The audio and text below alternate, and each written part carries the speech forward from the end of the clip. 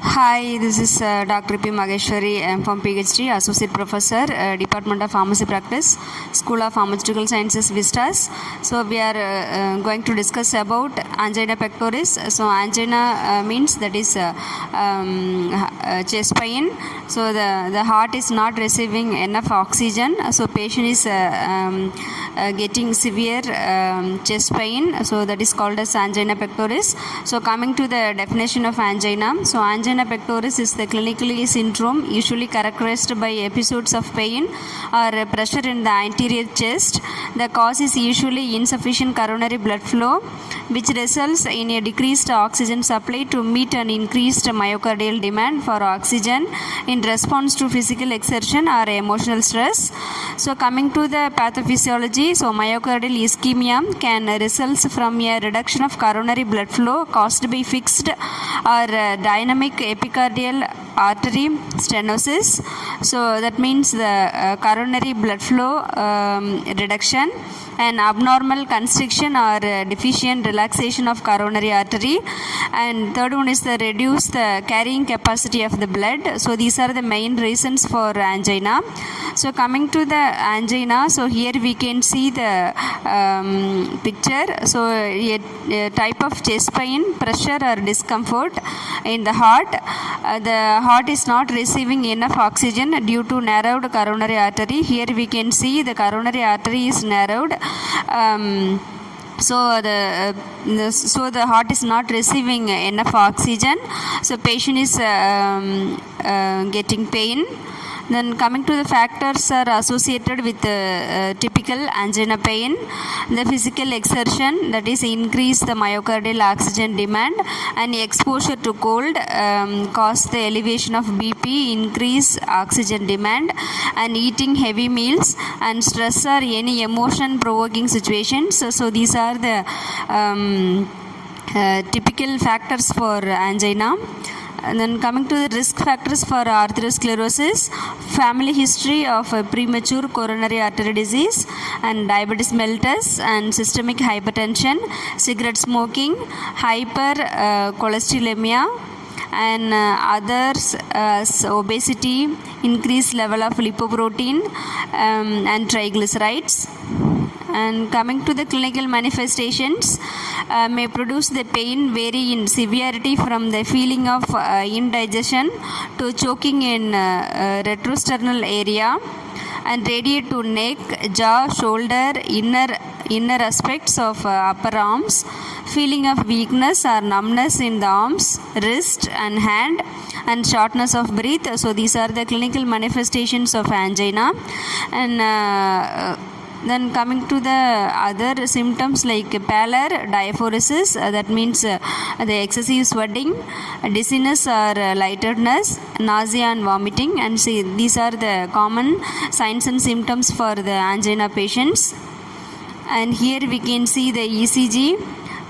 So this is the activation of arteria, that is P wave, and activation of the ventricles, that is QRS complex, and recovery wave is the T wave. So here we can see the differences of the different heartbeat according to the ECG, normal heartbeat, then fast heartbeat, slow heartbeat, and irregular heartbeat. So here we can see the differences of heartbeats.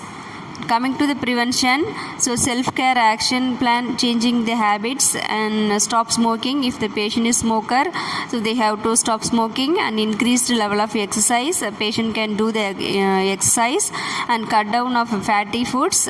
So they should not take the fatty foods and eat more oats, which decrease the cholesterol. So the patient should take the cholesterol less foods. Then coming to the types of angina, there is stable angina, unstable angina, and variant angina. Then coming to the stable angina, So here classification, we can see the stable angina due to atherosclerosis of coronary arteries. So because of atherosclerosis, the patient is getting stable angina. And second one is the unstable angina. Unstable angina is the progressive occlusion of the coronary artery, rupture of the atheromatous plaque or platelet aggregation at the ruptured plaque. Then third one is the variant or Prince Metal's angina. So this is because of due to coronary vasospasm. Then coming to the stable angina, it's also called as the effort angina. So discomfort precipitated by activity. So minimal or no symptoms at rest. So symptoms disappear after rest or after rest. So this type of patient can feel pain. So after 10 to 15 minutes, automatically the pain will relieve. So this type of pain is called as a stable angina. Then stable angina, the common cause in advanced atherosclerosis, retrosteral pain radiating to left arm and shoulder. So automatically lasting less than 15 minutes. So automatically pain will relieve less than 15 minutes. So stable angina predisposing factors like emotion, exertion, heavy meals and exposure to cold weather. So these are the reasons for stable angina. And relieving factors like rest, if the patient is taking rest, they can feel better.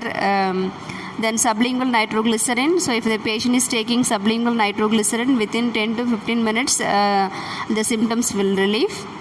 Then coming to the unstable angina, so it occurs at rest. So it more severe than stable angina. So episodes of pain changing in the character, increasing severity. So pain will be the severe pain. The patient can feel the severe pain, and duration as well as the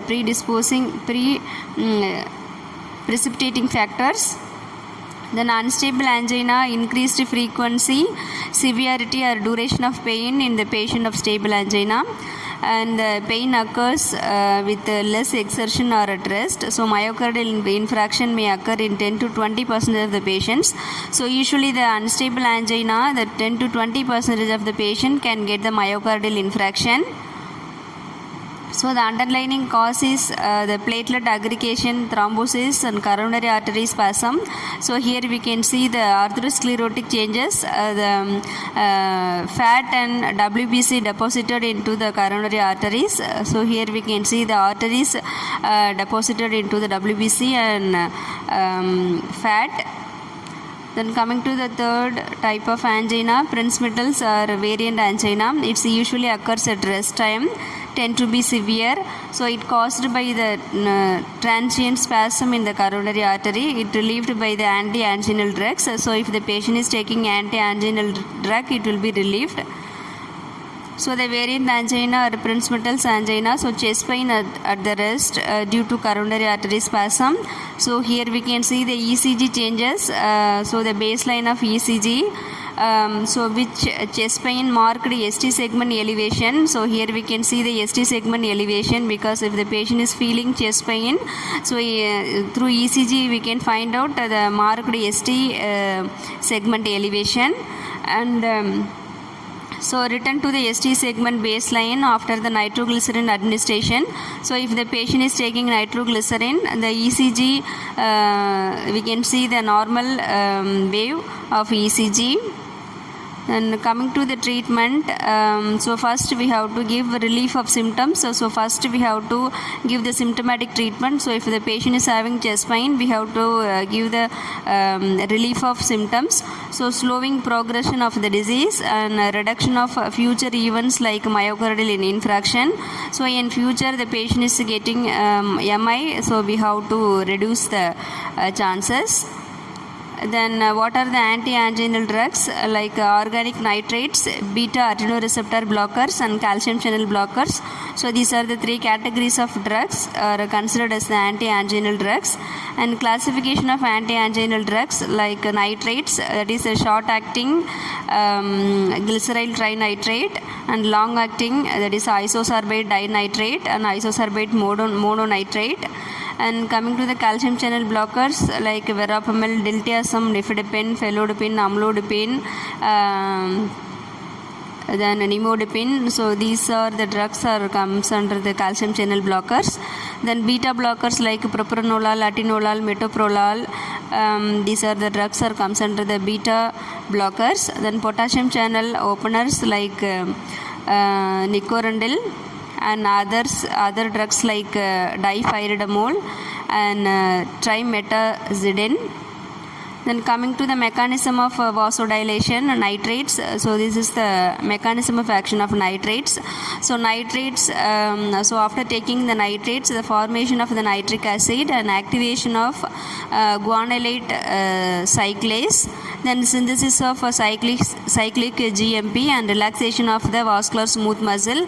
So the relaxation of the vascular smooth muscle, so patient cannot feel the pain. So after taking the nitrates.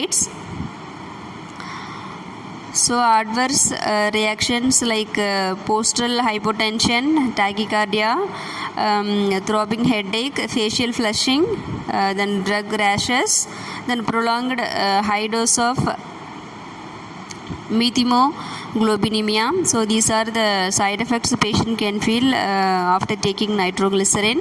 Not for all the patients, for some patients. Then coming to the beta adrenoreceptor blockers. So beta blockers are effective in stable and unstable angina, but no effect for variant angina. So beta blockers like propranolol, nadolol, atenolol and metoprolol. So these are the drugs comes under the beta blockers. Adverse reactions like CHF, AV block, bronchospasm, cold extremities, worsening symptoms of PVD and hypotension. And coming to the next category of drug, calcium channel blockers. So used in the treatment of all type of angina, verapamil and diltiazem, nifedipine and amlodipine. So these are the drugs are comes under the calcium channel blockers. So contraindication of verapamil and diltiazem. So heart failure patient should not take verapamil and diltiazem, and sinus or AV node disease patients and bradycardia patients. So these type of patients they should not take the verapamil and diltiazem. So the combination therapy for angina pectoris, beta blockers and long-acting nitrates, verapamil, diltiazem and nitrates, and beta blockers and nifedipine, beta blocker, nitrate and nifedipine. So these are the combination drugs for the angina pectoris. Thank you. Thanks for watching.